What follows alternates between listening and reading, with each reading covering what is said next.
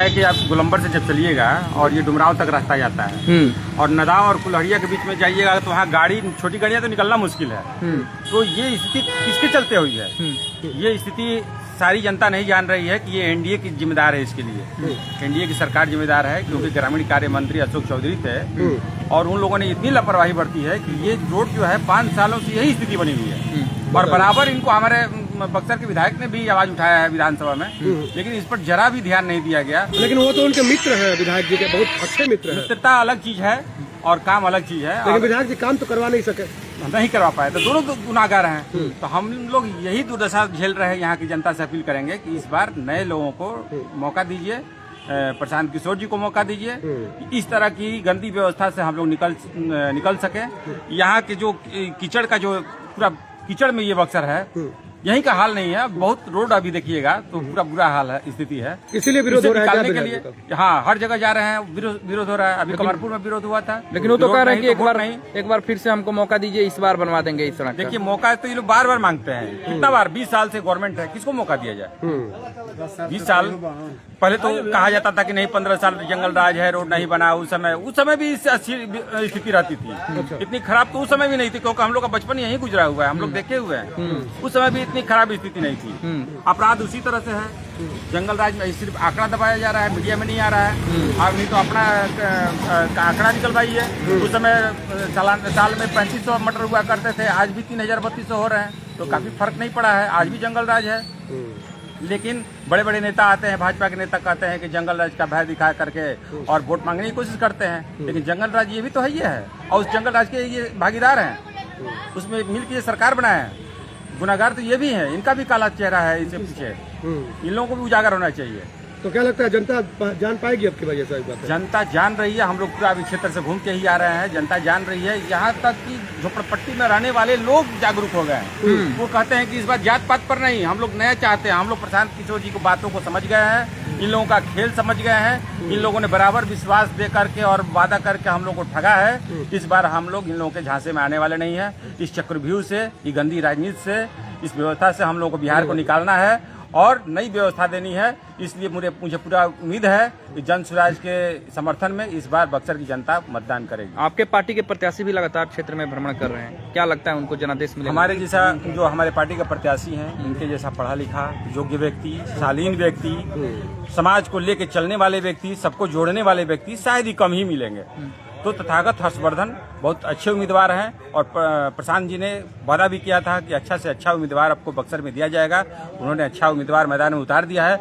अब सोचना यहाँ की जनता को है। क्या विधायक जी जो कांग्रेस के विधायक हैं वो 10 सालों से अयोग्य थे, जो यहाँ पर बिल्कुल अयोग्य थे? तो फिर जनता ने उनको चुना कैसे? जातिवाद के आधार पे। जातिवाद और संप्रदाय के नाम पर अभी पीछे वोट मांगा जाता था। अभी ये जो समीकरण है, इसको तोड़ने का तो प्रशांत किशोर जी ने जगाया है कि आप लोग जात पात और धर्म से ऊपर उठ के वोट कीजिए, अपने विकास के लिए वोट कीजिए। लेकिन उनको तो बीजेपी का बी टीम कहा जा रहा है। प्रशांत किशोर को बीजेपी का बी टीम है, तो फिर उनका हम विरोध क्यों करते? हम तो साफ कह रहे हैं कि एनडीए गुनाहगार है जो अभी व्यवस्था है यहाँ की। अगर हम उनके बी टीम होते, उनकी कमियों को नहीं दिखाते, हम राजद की कमियों को दिखाते। हम भी कहते कि जंगल राज था, लेकिन 20 साल के बाद भी क्या अभी जंगल राज को ही दिखाया जाएगा? उसी का भय दिखा करके वोट मांगा जाएगा? नहीं। ये 20 साल में जो अगर इतना भी विकास नहीं हुआ है तो बताइए, हम लोग चले जाएंगे, 50 साल उम्र हो गया, हम लोग चले जाएंगे, हम लोग की आने वाली पीढ़ी चल जाएगी, तो क्या अभी यही व्यवस्था रहेगी? कुछ बदलने वाला नहीं है। बक्सर में जन स्वराज का क्या होगा?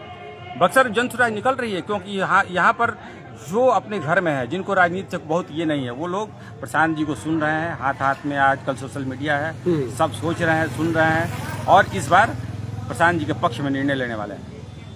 और लोग हैं यहाँ पे।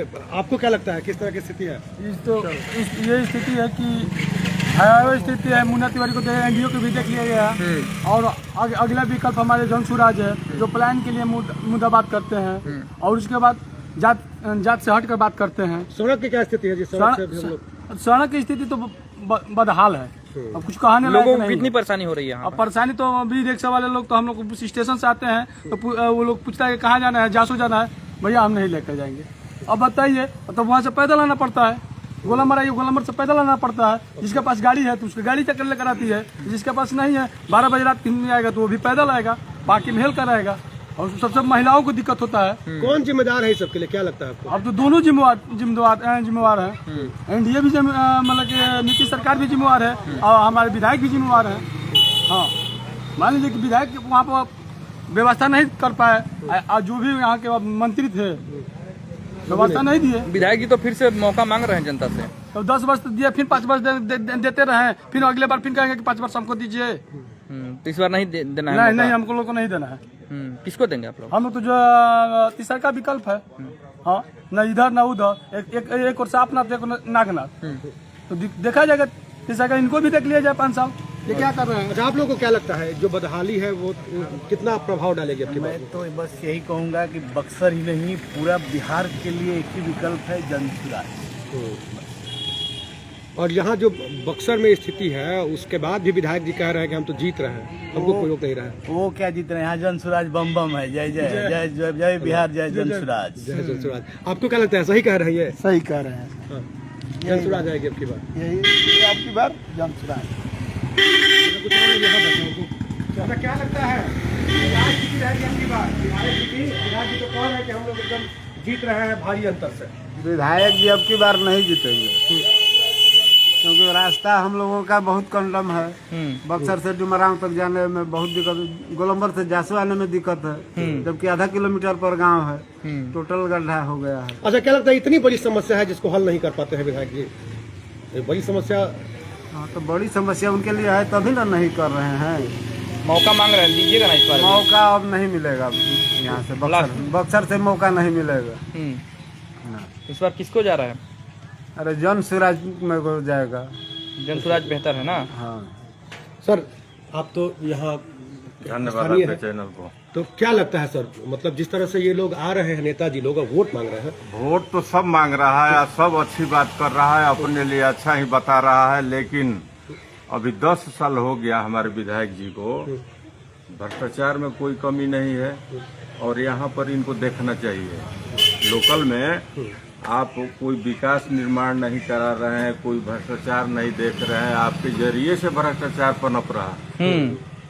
आप कहीं भी कोर्ट कचहरी ब्लॉक तहसील में जाइएगा तो बिना पैसे का काम नहीं होता है। हम लोग अगर एक विधायक चुनेंगे, अपना प्रतिनिधि चुनेंगे, तो उससे उम्मीद करेंगे कि ये सब हमारा ठीक करेगा, लेकिन ये खुद उसमें शामिल हैं, ये ठीक क्या करेंगे? कोई विकास का आप बात देखिए, रोड देखिए, रास्ता देखिए, कुछ नहीं है। बहुत बड़े पैमाने पर किस मुंह से आते होंगे ये लोग? उनके देख रेख में सब कुछ भ्रष्टाचार है और बदमाशी। तो इस बार फिर से घूम रहे हैं, लेकिन हम लोग कोई भाव नहीं देते हैं, बिल्कुल नहीं देते हैं। स्कूल पर एक दिन मीटिंग था, हम भी गए थे, उन्होंने विधानसभा में बोला हुआ एक मोबाइल से वीडियो सुनाया कि हमने ये मांग किया है इस रोड के लिए, ये गोलम्बर डुमरांव रोड वाला जो बक्सर, यही रोड बोल। तो तुम योजना कोई बाहर से नहीं ले आ सकते, अपने फंड से नहीं करा सकते। अब इस रोड का रिपेयर होता है, फंड उठता है और वो फंड कहाँ जाता है, कोई रिपेयर नहीं। 47 लाख रुपए अभी भी है इसके लिए, बोर्ड पर लिखा हुआ। अभी आप देखिए, इस रोड का 1 हफ्ते पहले रिपेयर हुआ है, आप घूम करके देखिएगा तो लगेगा कि गड्ढा ही गड्ढा, हर जगह गड्ढा है, लूट हो गया। अब यहाँ पर हमारा ये स्पेस जो पड़ रहा है ना, इसमें टुकड़ा और माटी दे करके भरवाए हैं। अच्छा, कि गाड़ियों का इधर क्रॉसिंग हो जाता स्वयं है। अपने से? हाँ, तो बताइए, वोट भी दीजिएगा और काम भी करवाइए। हम तो कह रहे हैं कि उस तरफ ढह रहा था और इस तरफ गड्ढा कीचड़ हुआ था, टुकड़ा देकर फिर माटी भरवाए कि अब सब जगह तो अपना अपना लोग उठा लिया है, कर लिया है। अब इधर थोड़ा स्पेस है, दुकान उकान है, तो कोई गाड़ी खड़ी हो जाए, कोई क्रॉसिंग हो जाए गाड़ी का। अब स्कूल वाली बस उधर खड़ा होती है, वो जो स्कूल का बोर्ड लगा है, बस खड़ा होती है। अब इधर से सब गाड़ी क्रॉस होती है, बहुत प्रॉब्लम है। तो आप लोग अपने स्तर से काम करवा रहे हैं? बिल्कुल जनप्रतिनिधि नहीं सुन रहे हैं? हम अपने स्तर से कह रहे हैं ना कि ये 100 गज का जो मेंटेन है ना, वो सब हम अपने स्तर से कर रहे हैं। तो वोट इस बार क्या लगता है किसको दिया जाएगा? वोट तो हम लोग बिल्कुल मन बना लिए हैं जन सुराज के लिए। गुस्सा में है नया इसलिए। काम, नया प्रत्याशी और नया विकास, बस बदलना है बिल्कुल माहौल को, सिस्टम को और सरकार को। जो बातें कह रहे हैं, अच्छी बातें कह रहे हैं वो। तथा वो प्रशांत किशोर जी अच्छी बातें कह रहे हैं और हर जगह अच्छे कैंडिडेट दिए, जिस पर लोगों को उम्मीद और विश्वास बनता है। जातिवाद के बीच में वैसे अच्छे कैंडिडेट जातिवाद, देखिए, जातिवाद को तोड़ करके ये पार्टी सबका ध्यान रख करके एक पढ़े लिखे और योग्य उम्मीदवार को हर इलाके से खड़ा किया है।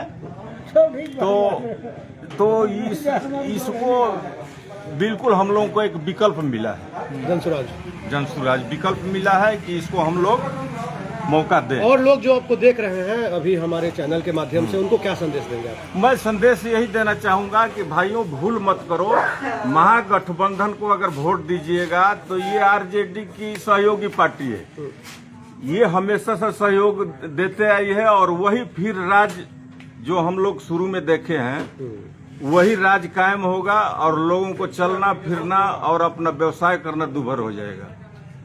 ठीक है।